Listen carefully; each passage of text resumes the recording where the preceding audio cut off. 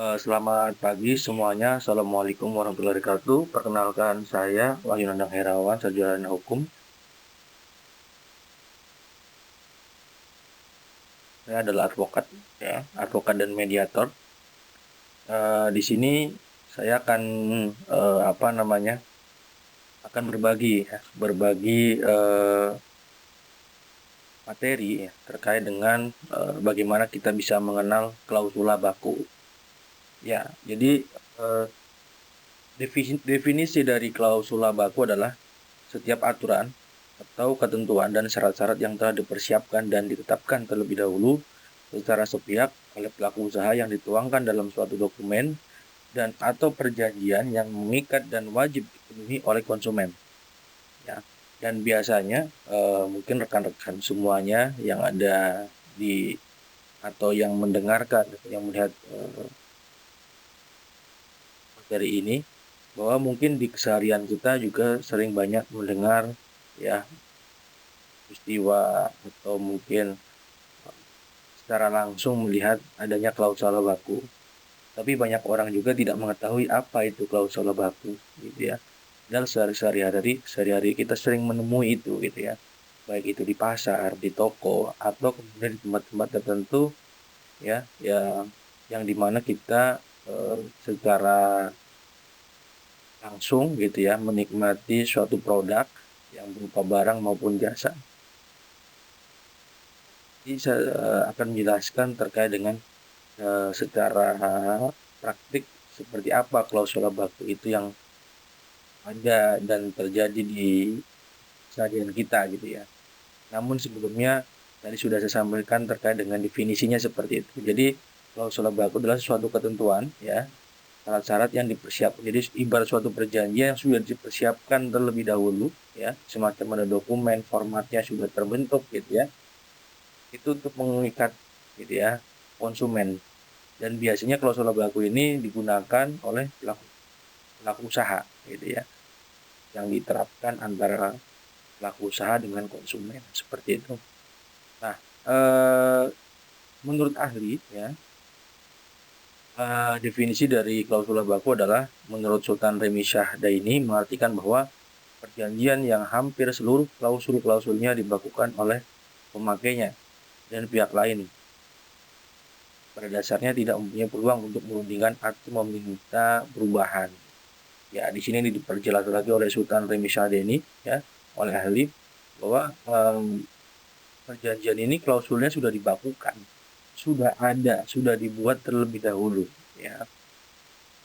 Yang prinsipnya sebetulnya konsumen, ya, dalam hal ini pihak lain, ya, tidak memiliki ruang, ya, untuk kemudian merundingkan atau minta perubahan. Jadi memang sudah dibakukan. Mau nggak mau ini harus diterima. Kalau nggak diterima ya sudah. Nah, akhirnya kadang-kadang konsumen terjebak pada eh, pada kondisi ini, gitu ya, karena dia butuh barangnya, butuh jasanya, gitu ya.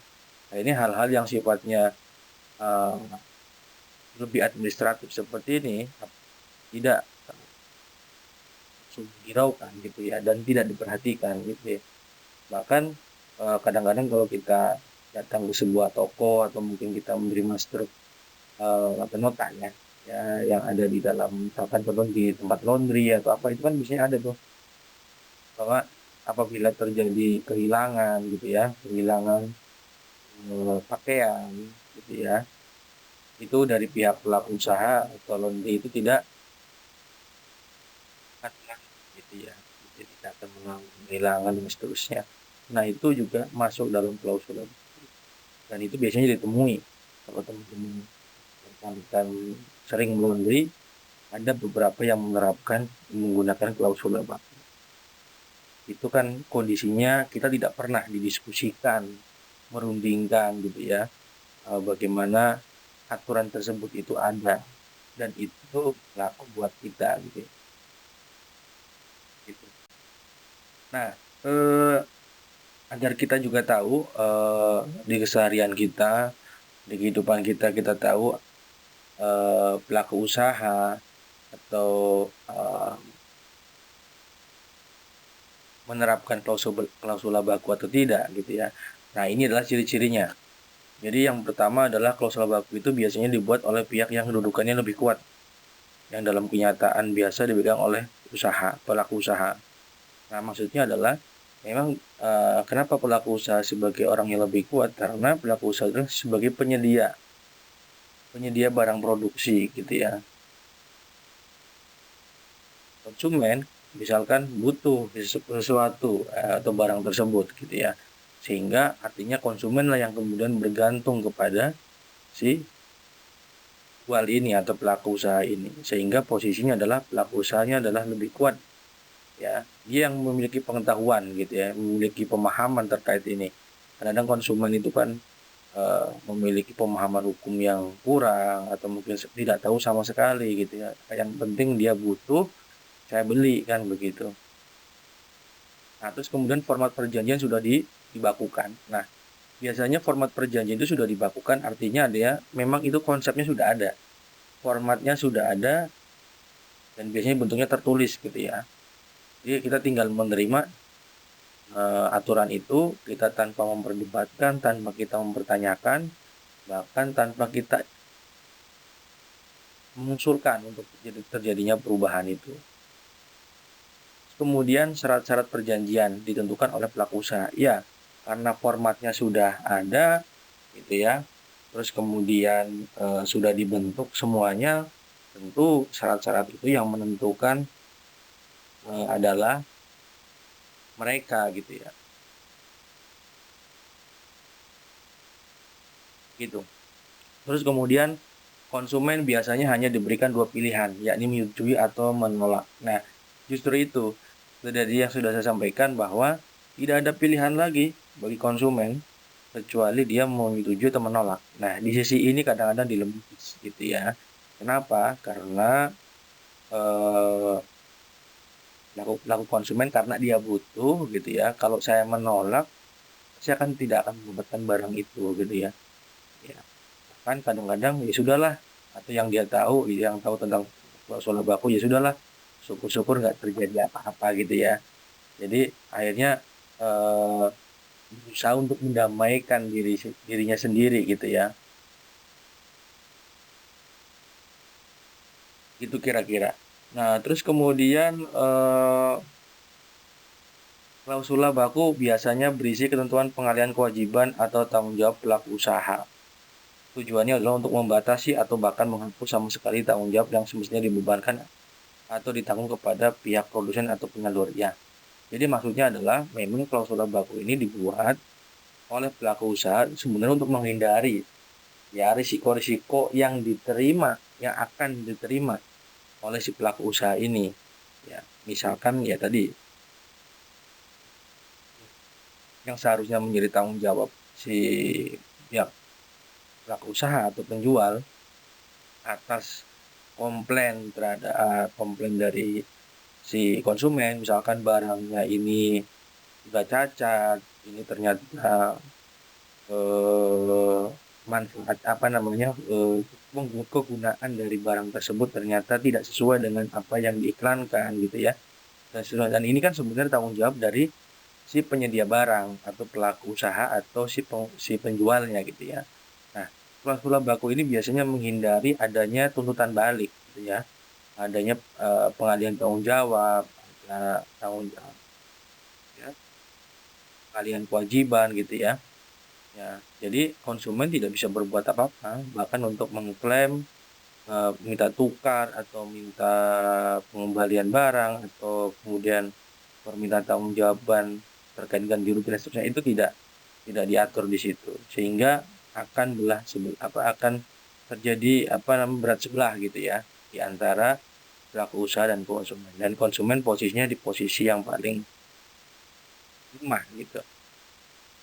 Selanjutnya adalah adanya ketidakseimbangan posisi tawar-menawar antara produsen dan konsumen. Ya, tadi sudah saya sampaikan bahwa otomatis akan terjadi ketidakseimbangan. Jadi ada perbedaan struktur gitu ya, atas dan bawah, kuat dan lemah gitu ya.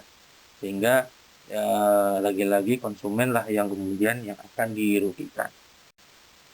Nah, terus kemudian terkait dengan alasan pelaku usaha menggunakan klausul baku. Tadi sudah sedikit saya sampaikan bahwa tadi sudah saya ulas gitu ya. Nah, ini saya tambahkan lagi bahwa tujuan dari penggunaan klausul baku ini sebenarnya untuk efisiensi biaya, waktu, dan tenaga. Ya. Betul, karena memang perjanjian ini dibuat cuma sekali. Ya, klausul baku ini sekali, tapi digunakannya berkali-kali. Bayangkan kalau misalkan kita ingin membuat suatu perjanjian gitu ya dengan pihak-pihak lain, itu tentu akan memakan banyak waktu, ya, belum biaya gitu ya. Harus misalkan yang nggak paham hukum harus apakah kita menyewa kuasa hukum atau menyewa notaris atau dan lain sebagainya gitu ya. Akhirnya akan mengeluarkan banyak biaya. Kemudian tentu waktu, cara ngedraftnya, cara berundingnya gitu ya, tentu akan memakan waktu yang banyak. Terus tenaga, ya tentu dengan kita berunding, kemudian akan membuat tenaga kita terkuras gitu ya, dan waktu yang cukup panjang gitu. Terus kemudian selanjutnya adalah klausul baku ini lebih praktis gitu ya, karena sudah tersedia dalam sebuah naskah yang sudah dicetak berupa formulir atau belangko yang siap diisi dan ditandatangani. Ya, tentu lebih praktis yang tadi saya sampaikan dibandingkan dengan cara di luar klausul baku. Kita harus buat perjanjian lagi, kita harus ngobrol lagi, belum lagi ada pasal-pasal yang kemudian yang tidak sepakat, tidak setuju, atau pasal-pasal yang direvisi, diberi masukan, dan seterusnya. Tapi kalau dengan menggunakan klausul baku, praktis itu sudah disiapkan, dibuat sekali, tapi digunakannya untuk berkali-kali dengan pihak manapun gitu ya, tanpa kemudian kita melihat latar belakang, melihat dan semua dipukul rata gitu ya. Selanjutnya kemudian penyelesaian perjanjian cepat, karena konsumen hanya bisa menyetujui dan atau menandatangani perjanjian yang disodorkan padanya. Tentu. Jadi penyelesaian perjanjian ini cepat, tidak tinggal ditandatangani, ya, mau setuju atau tidak. Kalau nggak setuju ya ditolak, nggak usah gitu ya. Nah, kalau kemudian setuju ya otomatis beli gitu ya. Dan biasanya orang melihatnya ya udah saya tandatanganin aja, karena apa, dia butuh barang itu gitu ya. Jadi misalkan barang itu dimonopoli, cuman ada di daerah itu toko yang ada gitu ya, dan barang itu ada tersedia di toko tersebut. Nah, tidak ada pilihan lagi kecuali kita menyetujui itu gitu ya. Terus kemudian homogenitas perjanjian yang dibuat dalam jumlah yang banyak. Itu karena perjanjian ini dibuat sekali dan itu sama semua ya, dan ini akan diperbanyak gitu. Jadi lebih mudah dibandingkan kemudian kita membuat satu dengan cara konvensional, nanti dengan siapa lagi beda lagi, dengan siapa beda lagi, dan itu tentu akan memakan waktu yang banyak tadi dan tentu biaya. Oke, selanjutnya ada regulasi yang melarang ya. Jadi aturan hukum yang ada di Indonesia ini memberikan perlindungan ya terhadap konsumen atas adanya penggunaan klausul baku yang dilakukan atau yang diterapkan oleh pelaku usaha gitu ya. Nah, di sini di pasal 18 ayat 1 Undang-Undang Nomor 8 tahun 99 tentang perlindungan konsumen itu memberikan guidance gitu ya, memberikan pedoman tentang larangan-larangan penggunaan klausul baku dalam sebuah transaksi gitu ya. Nah, di sini dalam ayat 1, pelaku usaha dalam menawarkan barang atau jasa ditujukan diperdagangkan dilarang membuat atau mencantumkan klausul baku pada setiap dokumen atau perjanjian apabila satu. Jadi ini larangan-larangan penggunaan klausul baku. Jadi perlu dipahami ya. Jadi penggunaan klausul baku ini bukan kemudian semata-mata secara mutlak dilarang gitu ya. Tetapi itu dilarang karena melanggar pasal 18 ini. Jadi perlu diingat oleh rekan-rekan semuanya, tidak semuanya klausul baku itu ditolak ya atau dilarang. Jadi hanya yang dilarang itu yang melanggar pasal 18 ayat 1 sampai 4. Ayat satunya adalah pelaku usaha tadi sudah saya jelaskan, yaitu menyatakan pengalihan tanggung jawab pelaku usaha gitu ya. Menyatakan pengalihan tanggung jawab pelaku usaha. Jadi di dalam klausul itu tentang pengalihan tanggung jawab yang seharusnya menjadi tanggung jawab pelaku usaha ternyata itu tidak ada gitu, bukan malah sebaliknya itu menjadi tanggung jawab konsumen gitu ya. Terus kemudian menyatakan bahwa pelaku usaha berhak menolak penyerahan kembali barang yang dibeli konsumen. Nah, ini juga bagian dari pelarangan gitu ya. Jadi misalkan kita sudah beli barang, kemudian pelaku usaha menolak gitu ya, karena ternyata barang yang kita dapat dari pelaku usaha itu adalah barang yang tidak sesuai dengan apa yang diiklankan atau barangnya itu sudah cacat gitu ya. Dan itu sangat dilarang di dalam undang-undang. Kemudian menyatakan bahwa pelaku usaha berhak menolak penyerahan kembali uang yang dibayarkan atas barang atau jasa yang dibeli oleh konsumen. Nah, ini juga diatur juga gitu ya. Jadi artinya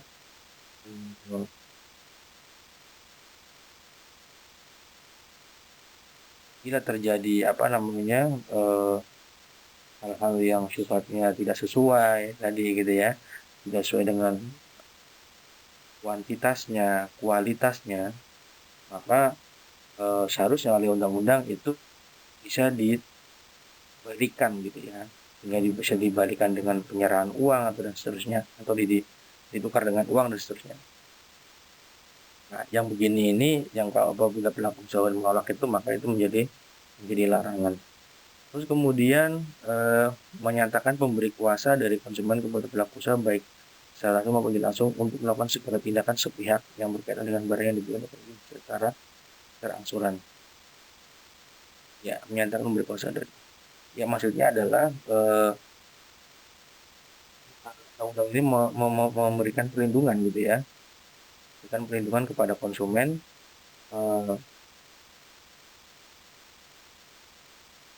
untuk menghindari dari sewenang-wenangan dari si pelaku usaha. Kemudian selanjutnya adalah mengatur tentang perihal pembuktian atas hilangnya kegunaan barang atau pemanfaatan jasa yang dibeli oleh konsumen. Kemudian memberi hak kepada pelaku usaha untuk mengurangi manfaat jasa atau mengurangi harta kekayaan konsumen yang menjadi objek jual beli jasa. Selanjutnya kemudian menyatakan tunduknya konsumen kepada peraturan yang berupa aturan baru, tambahan, lanjutan, atau pengubahan lanjutan yang dibuat sepihak oleh pelaku usaha dalam masa konsumen memakan jasa yang dibelinya. Nah, ini juga sangat penting sekali ini ya. Jadi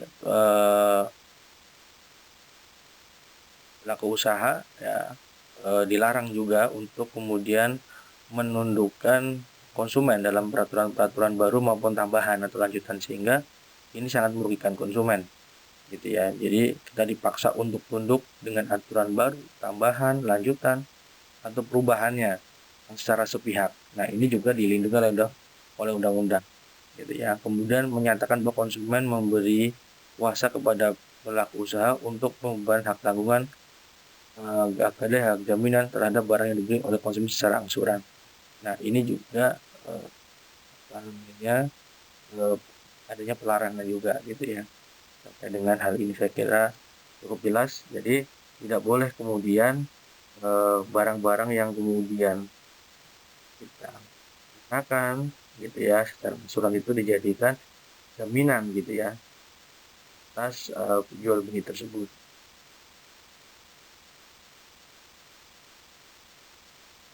Terhadap pelaku usaha tersebut gitu ya.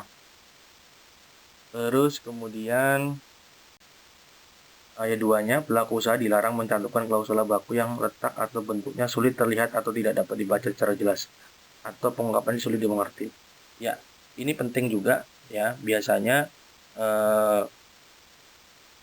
karena ada niat etikat tidak baik dari pelaku usaha, biasanya klausula baku ini ditulis di dalam sesuatu, misalkan ditulisannya dengan tulisan kecil atau kemudian diselipkan ke bagian-bagian yang tidak terlihat atau bagian-bagian yang sering sering tidak begitu terlihat gitu ya.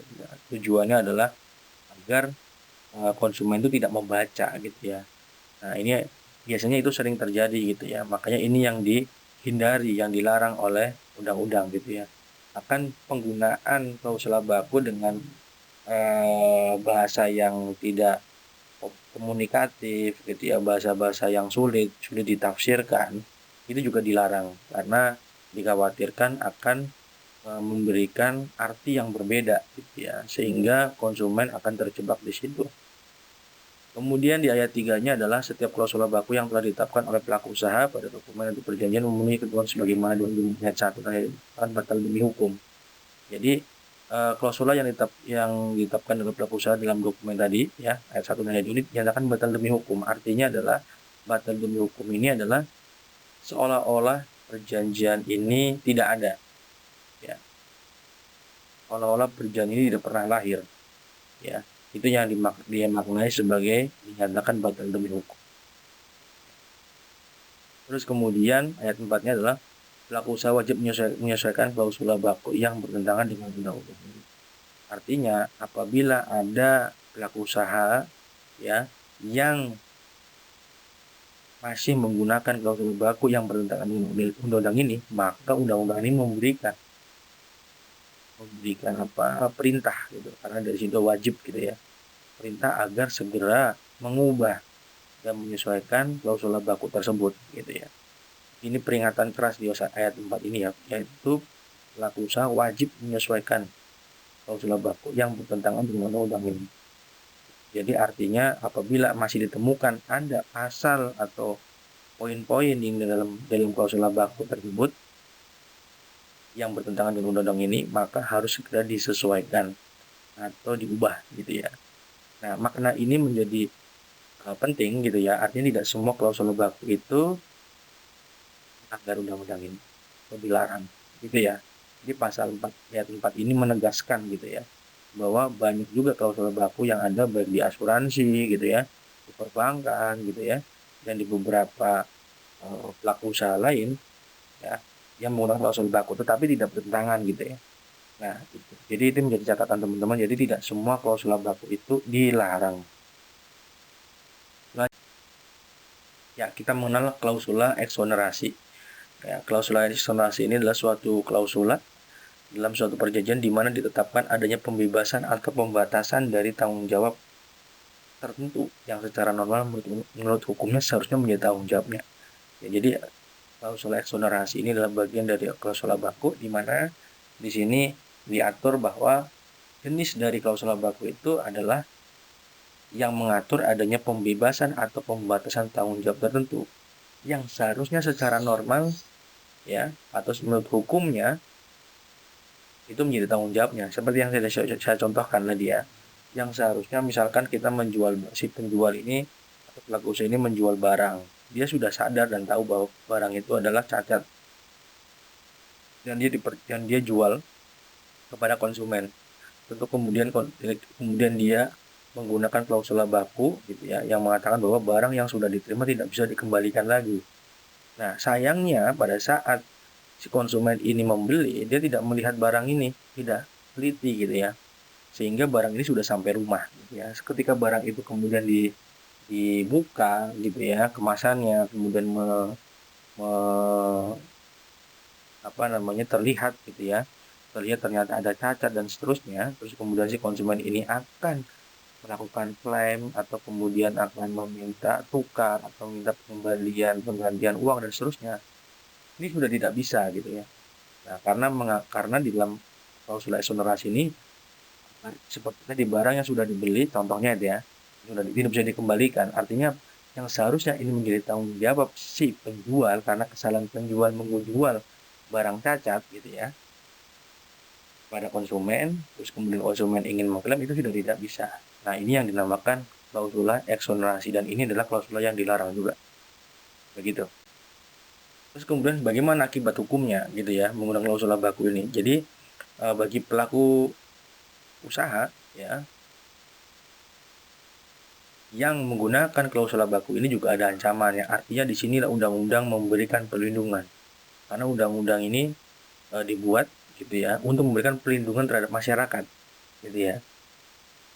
Nah, pasal 262 ayat 1 itu undang-undang perlindungan konsumen di sini secara tegas menyampaikan bahwa pelaku usaha yang menggunakan klausula baku yang bertentangan dengan pasal 18 yang seperti tadi saya sudah sampaikan gitu ya. Di sini ada ancaman pidananya paling lama 5 tahun dan lebih banyak miliar gitu ya. Jadi paling banyak 2 miliar. Kemudian sanksi tambahannya juga, sanksi tambahannya di pasal 63 gitu ya. Itu untuk mendukung pasal 62 ayat 1-nya. Di sini ada perampasan barang tertentu, ada pemohon keputusan hakim, ada pemberian ganti rugi, ada perintah penghentian kegiatan, timbul akibat kerugian konsumen, kemudian ada kewajiban penarikan barang dari peredaran, ada pencabutan izin usaha. Jadi di sini dari undang-undang ini sebenarnya konsumen sudah terlindungi gitu, asal kemudian konsumen ini harus sadar dan tahu tentang pengaturan tentang klausula baku ini.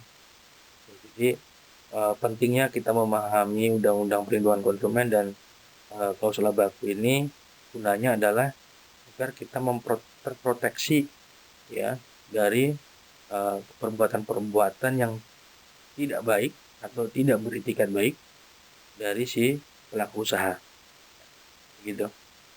Terus kemudian selanjutnya bagaimana secara perdata. Jadi misalkan apakah kita bisa menggugat? Bisa saja.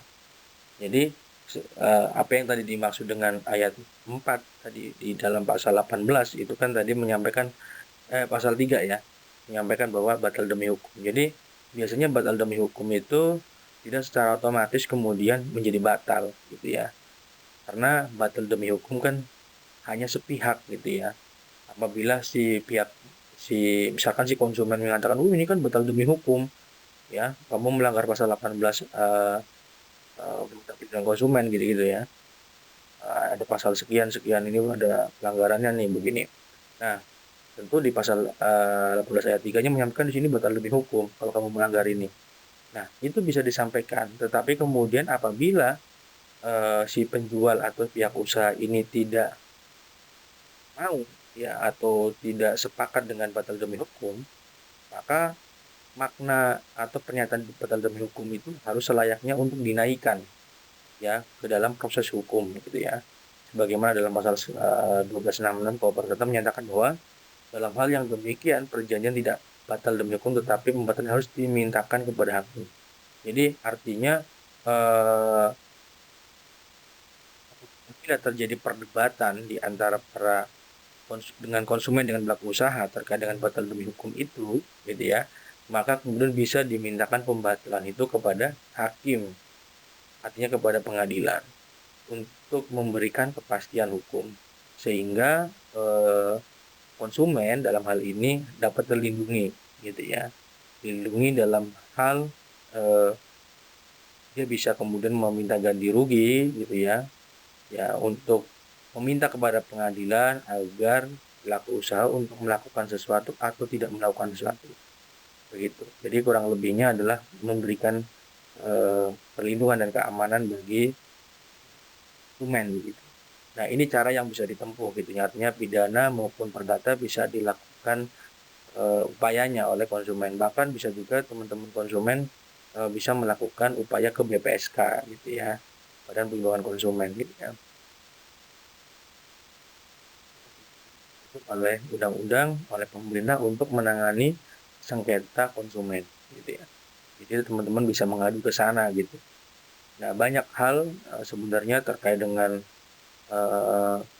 upaya-upaya hukum terkait dengan upaya upaya hukum terkait dengan perkara-perkara klausula baku ini yang banyak presidennya, banyak yang sudah terjadi dan dimenangkan oleh konsumen. Jadi rekan-rekan atau teman-teman tidak usah ragu dan takut gitu ya.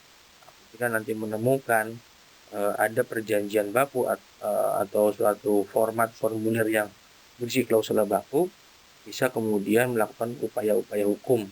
Presidennya sudah banyak tinggal nanti merujuk pada presiden-presiden yang ada, gitu ya, terkait dengan banyak ya, misalkan terkait dengan kasus parkir, ya tiket kasus parkir, terkait dengan klausul berlaku yang ada di eh, ikatan tiket, ya, tiket sebuah maskapai gitu ya, yang di situ ada peraturan-peraturan yang masuk dalam klausul baku itu banyak dimenangkan ya oleh konsumen, dan perusahaan-perusahaan itu memberikan ganti rugi kepada mereka, artinya kepada konsumen yang merasa dirugikan.